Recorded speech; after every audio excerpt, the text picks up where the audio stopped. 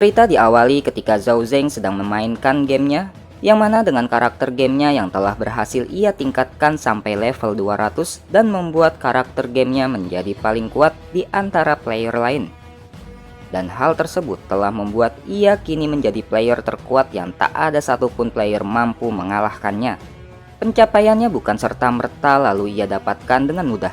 Ternyata ia telah menghabiskan banyak uang dan juga susah payah mengerahkan seluruh tenaga dan waktunya selama 5 tahun hanya untuk dapat mengejutkan semua orang dengan kekuatan karakter gamenya, dan juga untuk membuatnya terkenal hingga semua orang dapat mengingat namanya. Namun di saat ia baru akan memperkenalkan dirinya kepada seluruh dunia, tiba-tiba terjadi glitch di dalam game.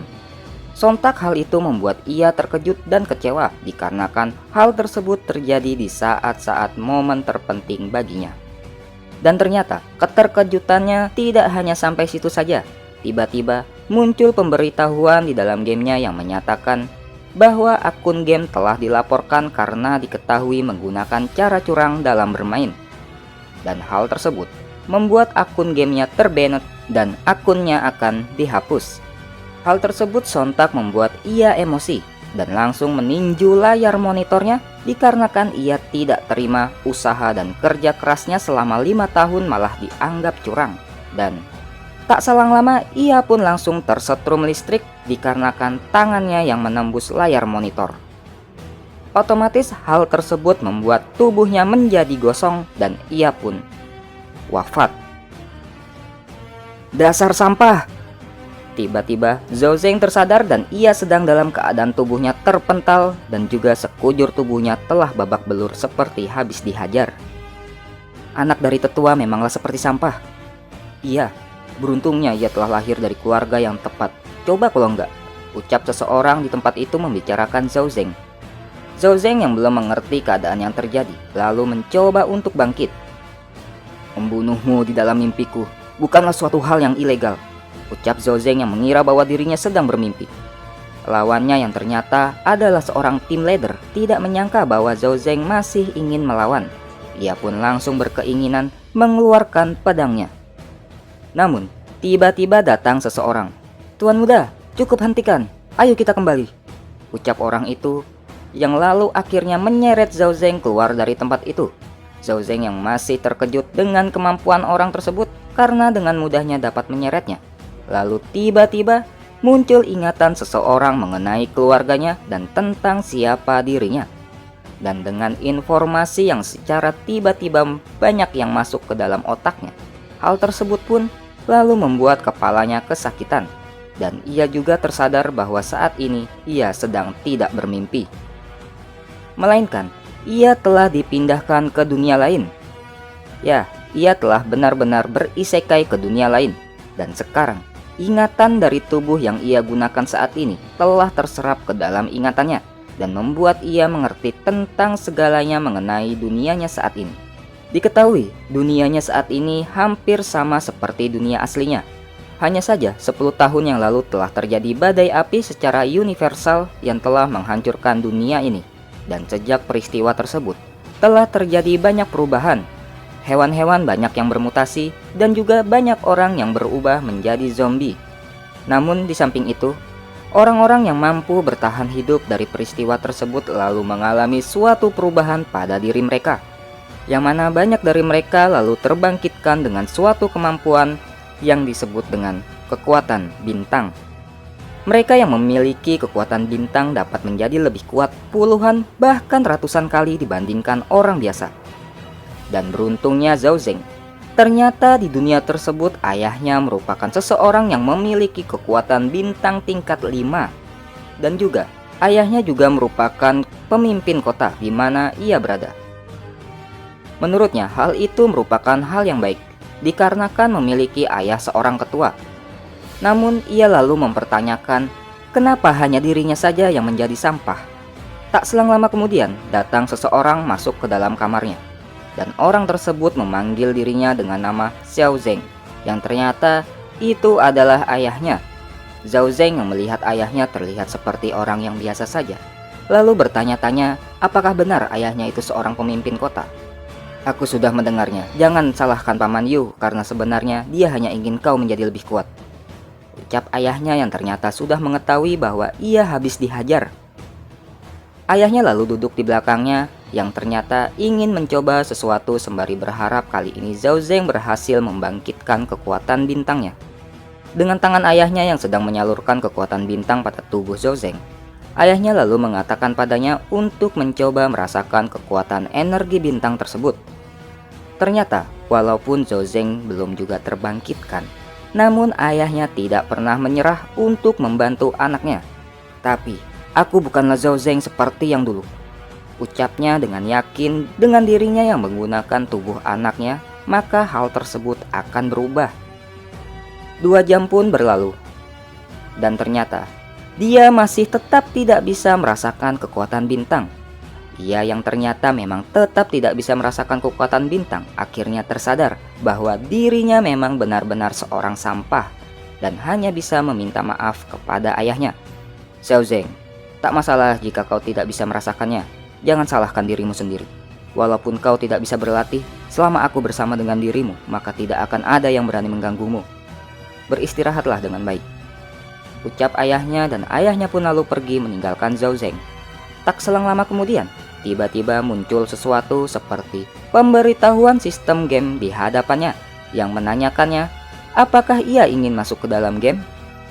Dan juga dengan pantulan dirinya, namun ternyata tampilan dirinya di hadapannya itu adalah sosok avatar di dalam game yang ia mainkan sebelumnya. Dan itu merupakan avatar Tiff-nya yang memiliki level 200. Dengan tampilan sistem yang masih di hadapannya kini, ia pun langsung memilih pilihan yes. Lalu terjadi perubahan lagi pada tampilan sistem. Muncul tampilan info mengenai dirinya. Ternyata benar perkiraannya. Ternyata itu memanglah seperti info karakter Tiff-nya. Hanya saja, kini dengan level yang kembali ke level 1. So, mount, exit game. Ucapnya mencoba mengeluarkan tampilan sistem yang lain. Namun ternyata tidaklah muncul. Dan yang terakhir, skill. Ternyata muncul tampilan sistem mengenai skill-skill yang dimilikinya. Dan ternyata dengan levelnya saat ini, ia hanya memiliki 1 skill, yaitu skill weak point. Yang mana skill tersebut mampu melihat titik kelemahan dari lawan. Dan ia pun lalu hanya bisa mengeluh dengan skillnya tersebut yang ia anggap hanya sampah. Karena saat ini ia bukanlah di dalam game. Jadi ia tidak tahu bagaimana caranya ia bisa menaikkan levelnya. Tiba-tiba datang seseorang memanggilnya dan mengajaknya untuk makan malam. Zhao Zeng yang masih bad mood dikarenakan keadaannya, lalu menolak ajakan tersebut. Namun di saat ia menoleh ke arah orang itu, ia pun langsung terkejut dikarenakan ternyata orang itu adalah seorang wanita. Muncul info status di samping wanita itu yang memberitahukan namanya adalah Su Yunwen. Dan juga mengenai info level dan statnya. Zhao Zeng pun lalu menerima ajakan tersebut. Di saat ia sedang makan bersama dengan ayahnya yang ada di hadapannya, ternyata ia tidak bisa melihat info level dan statnya yang dimiliki ayahnya. Dan ia pun mengerti ternyata ia tidak bisa melihat info stat seseorang yang memiliki level jauh lebih tinggi darinya. Singkat cerita, terlihat Zhao Zeng sedang berjalan di area luar rumah sembari melihat keadaan di sekitar. Dia yang terpikirkan untuk grinding agar bisa menaikkan levelnya, lalu mencoba untuk mencari sebuah equipment. Di sampingnya ternyata ada Lan Xi, yang juga merupakan pengawal dari Zhao Zeng. Lan Xi yang mengingatkan Zhao Zeng untuk tidak mengikuti latihan terlebih dahulu hingga tubuhnya benar-benar pulih. Malah mendapat pertanyaan dari Zhao Zeng. Ia bertanya mengenai di mana bisa mendapatkan sebuah senjata api. Lan Xi pun lalu hanya bisa tertegun dengan pertanyaan tersebut. Singkat cerita, tempat lalu berpindah ke lokasi latihan menembak. Lan Xi mengatakan bahwa di tempat itu ia akan bisa mendapatkan senjata api. Oh, tamu yang langka. Tuan Muda Zhou, sepertinya kamu sedang bebas hari ini sehingga bisa datang ke area menembak. Sapa seseorang yang diketahui bernama Yan Boksun. Lalu temannya yang bersama Yan Boksun malah mengejek Zhao Zeng, yang mana menurutnya Zhao Zeng terlihat sudah menyerah dengan seni bela diri, hingga akhirnya ia memilih belajar menembak. Namun, ejekan tersebut malah disambut santai oleh Zhao Zeng, dan malah mengiyakan pernyataan orang tersebut. Dan Zhao Zeng pun lalu segera menuju tempatnya dan memulai latihan menembak. Hingga dirasa cukup baginya untuk berlatih, ia lalu meminta senjata itu dan mengatakan bahwa ia akan bermain beberapa hari dengan senjatanya itu. Kedua orang yang tadi mengejeknya melihat Zhao Zeng membawa senjata lalu hanya bisa meremehkannya. Karena menurutnya, di dunia yang sudah seperti neraka saat ini, mau sebagus apapun ia menembak, itu tidak akan ada gunanya di hadapan seniman bela diri. Singkat cerita, terlihat kini Zhao Zeng bersama dengan Lan Xi sedang berjalan menyusuri jalan menuju pintu masuk kota. Lan Xi yang mengetahui niat Zhao Zeng ingin pergi lebih jauh keluar lalu dihentikannya dan mengingatkannya bahwa keluar hanya dengan menggunakan senjata api itu sangatlah berbahaya. Namun Zhao Zeng tidak menghiraukannya dan dengan jujur ia mengatakan pada Lan Xi bahwa ia ingin pergi keluar untuk menembak beberapa zombie. Hingga pada akhirnya mereka sampai di penghujung jalan yang merupakan dinding pertahanan yang sangat tinggi. Ternyata dinding tersebut merupakan dinding pertahanan untuk melawan para zombie dan monster. Karena di sisi luar dinding tersebut merupakan neraka yang dipenuhi oleh makhluk-makhluk seperti itu. Dari puncak dinding yang tinggi tersebut tiba-tiba muncul seseorang sedang melompat dari atasnya. Dan orang itu pun lalu mendarat tepat di hadapan mereka berdua. Lan Xi, Zhao Zeng, siapa yang meminta kalian untuk datang ke sini? Tanya orang tersebut yang diketahui bernama Suli dan berlevel 3. Paman Su, kami di sini untuk membantumu membunuh zombie. Jawab Zhao Zeng. Membunuh zombie apa? Jangan membuat masalah untukku. Cepat kembali sana, ucap Suli yang menolak keinginan Zhao Zeng. Tiba-tiba terdengar suara seseorang dari atas dinding yang memberi kabar pada Suli bahwa ada sekawanan zombie yang berhasil menerobos garis pertahanan. Suli yang mendengar peringatan tersebut lalu akan segera kembali ke atas dinding. Tunggu, Paman Su, aku tahu kau memandang rendah aku. Tapi dapatkah kau mengizinkanku untuk dapat memperlihatkan kemampuan menembakku sekali saja? Ucap Zhao Zeng. Mungkinkah anak ini? Tanya Suli dalam hatinya yang melihat niat serius dari Zhao Zeng. Kini mereka semua sudah berada di atas dinding dengan Zhao Zeng yang sudah berada di posisi menembaknya. Ia pun langsung melihat ke arah kawanan zombie melalui teleskop senjatanya. Dan tembakannya ternyata mengenai lengan zombie dan hanya mampu mengurangi sedikit HP-nya. Suli pun sontak kecewa melihat hasil tembakan Zhao Zeng karena tidak cukup mematikan bagi zombie. Sedangkan Zhao Zeng yang baru mengetahui bahwa membuat kerusakan pada lengan zombie hanya mampu mengurangi sedikit darahnya. Lalu ia pun menggunakan skill weak point. Dengan skill weak point-nya, kini ia dapat melihat bagian-bagian kelemahan pada tubuh zombie. Dan ia pun lalu mengarahkan tembakannya yang selanjutnya ke arah kepala zombie. Dan zombie itu pun langsung mati seketika. Dan tak selang lama kemudian, muncul pemberitahuan bahwa ia telah menerima 100 XP. Mengetahui hal tersebut, ia pun sangat senang dikarenakan akhirnya ada progres dalam kemajuan XP-nya. Dengan kawanan zombie yang kini bertambah agresif, lalu dan akhirnya Zhao Zeng pun berhasil naik level menjadi level 2. Suli pun akhirnya mulai mengakui kemampuan menembaknya Zhao, dan Zhao sendiri lalu menyadari bahwa ketika ia naik level, maka ia akan mendapatkan stat point yang dapat ia gunakan untuk menaikkan statnya. Dengan 5 poin yang ia dapatkan, lalu ia membagikan 3 poin ke stat agility dan 2 poin sisanya ke stat strength.